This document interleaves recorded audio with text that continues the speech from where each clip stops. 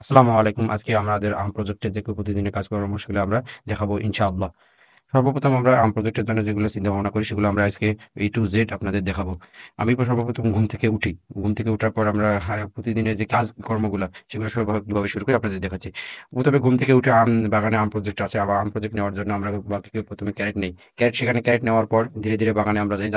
যারা বাগানে থাকে তারা বাগানেই আম কুড়ায়। আর যারা পাশে হয়তো বাসাবাড়িতে থাকে তারা ওই বাসাবাড়ি থেকে এভাবে ক্যারেট নিয়ে যায় এবং ক্যারেট নিয়ে যায় প্রতিটা গাছের গোড়ায় আম খুঁজতে থাকে এবং গাছের গোড়ায় আম খুঁজতে, খুঁজতে যে গাছের গোড়ায় দেখা যাবে যে আম পাওয়া যাবে সেটা আম আবার ক্যারেটে নেয়। এভাবে আমরা কিছু বাগানে গেলাম। সর্বপ্রথম আমার যে বাগানটা ছিল সেই বাগানে কিছু গাছ ছিল ৮০টা। সেই গাছ সেই ৮০টা গাছের বাগানে আমরা ঘুরতেছি। এবার আমগুলো ঘুরতেছি এবং দেখতেছি। প্রতিটা গাছের নিচতলায়, নিচতলায় যাচ্ছি এবং দেখতেছি। কারণ এই গাছগুলো বেশি উচ্চতা সম্পূর্ণ নয়। বেশি উচ্চতা সম্পূর্ণ না হওয়ার কারণে এই গাছগুলো থেকে যে আমগুলো পড়ে সহজেই নষ্ট হয় না এবং সেই আমগুলো আমরা ধীরে, ধীরে সংগ্রহ করতে পারি এবং এই গাছের উচ্চতা কম হয়। এখানে সহজে কোনো কিছু লাগে না আম পাড়ার জন্য এবং এখানে আমার ৮০টা গাছের বাগানে আম কুড়ানো শেষ। আম উঠানো শেষ। এবার দেখতেছি যে আমের বাগানে যে লোকটাকে রাখা হয় আম দেখাশোনা করার জন্য আমরা যে ঘরটি তৈরি করেছি সেই ঘরটি এই পলিথিন, বাঁশ এবং প্লাস্টিকের সুতা দিয়ে তৈরি করেছি।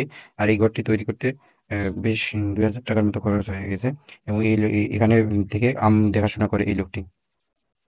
এই ঘরটি তৈরি করা হয় চারপাশে খুঁটি দিয়ে এবং মাঝখানে একটা লম্বা বাঁশ দিয়ে এবং দুই পাশে দুইটা খুঁটি গাড়িয়ে উপর পাশে করলে এই ঘরটি তৈরি হয়ে যায়। এই ঘরটি মূলত কিছু শ্রমিক সমার জন্য তৈরি করা হয়। এজন্য এই ঘরটি তেমন মুক্তভাবে তৈরি করা হয় না। এজন্য এই ঘরটিতে শুধু রাতে থাকার জন্য তৈরি করা হয়। সেই চিন্তা ভাবনায় পাশের বাগানে যে ৫০টা গাছ আছে সেখানে সেই গাছে, গাছে আমরা যাচ্ছি ধীরে, ধীরে এবং সেই বাগানে গেলাম দেখি সেই বাগানের নিচতলায় কোনো আম পড়ে আছে কিনা। এখন দেখি যে হাতের সাইডে আম পড়ে আছে। এখন এই বাগানে সকালে যদি আমি আম না কুড়াই তাহলে এখানে কিছু সমস্যা আছে। যে মানুষ আছে যেমন একটা আম হাতে নিয়ে গেলে তার হাত থেকে তো আর নেওয়া যায় না।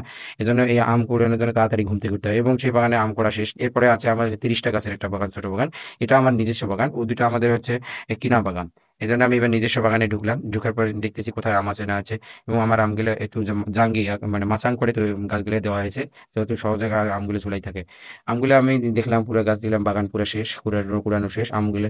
আমি এখন ক্যারেটে নিয়ে এখন বাসায় যাচ্ছি। এখন যে এর আগের দিন আমি যে আমগুলো কুড়িয়ে রাখছিলাম ওগুলো ভোর রাতে যখন আমার হচ্ছে ওঠানো সম্ভব হয়নি তখন একটা গাড়ি পাওয়ার টিলার পরে গ্রাম এলাকায় সেই গাড়িতে করে আমি রোডে রেখে আসছি। এখন রোডে বাজার যাওয়ার জন্য আমি এখন বাসায় আসলাম। বাসায় এসে ফ্রেশ ট্রেশ হইলাম।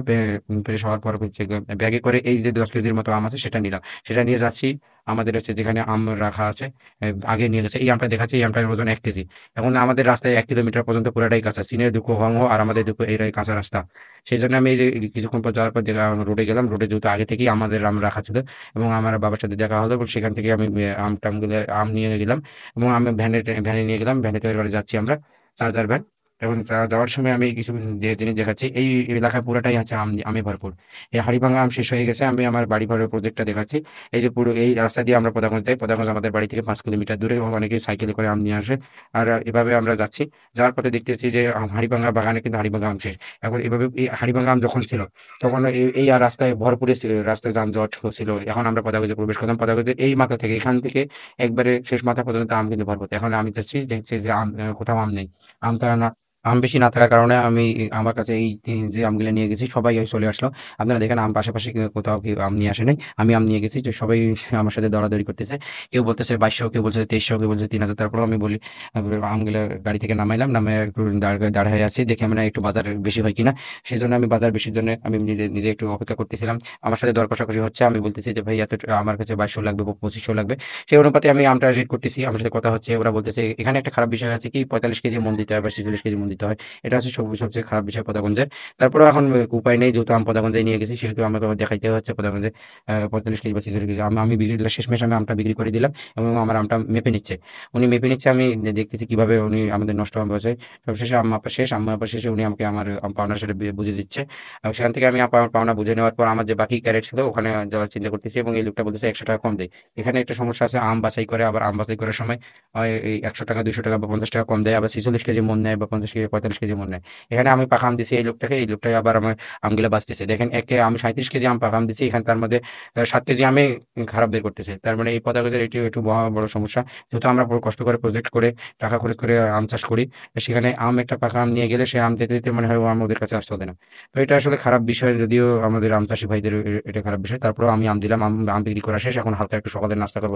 যেহেতু সকালে খুব ভোরে ঘুম থেকে উঠছি কিছু খাওয়া হয়নি।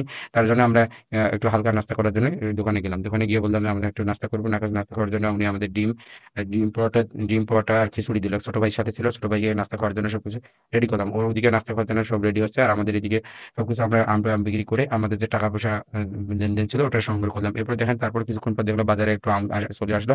তো বাজারে আম চলে আসার পর তারা বেচা কিনা করতেছে এবং আমার আমের বেচা কিনা শেষ। আমি এখন আমি বাড়ি যাওয়ার উদ্দেশ্যে রওনা হলাম। আমাদের আজকে যে বেচা কিনা দরকার ছিল সেটা পুরোটাই শেষ। এখন আমি যেটা বেচা কিনা করলাম, সেই বেচা কিনা বিক্রি যে করছি, সেই বিক্রিটা আমি এখন এই নিজে দেখে দেখবো যে আমি কত টাকা বিক্রি করছি। এই জন্য আমি নিজে একটু নিজেকে হিসাব বসাই নিচ্ছি। হিসাব বসাই নেওয়ার পর আমি দেখতেছি যে কত টাকা বিক্রি করলাম। এখানে সবচেয়ে বড় সমস্যা হচ্ছে খুচরা টাকা বেশি বিক্রি হয়, এবং এই জন্য আমি টাকাগুলো ধীরে ধীরে গুনতেছি।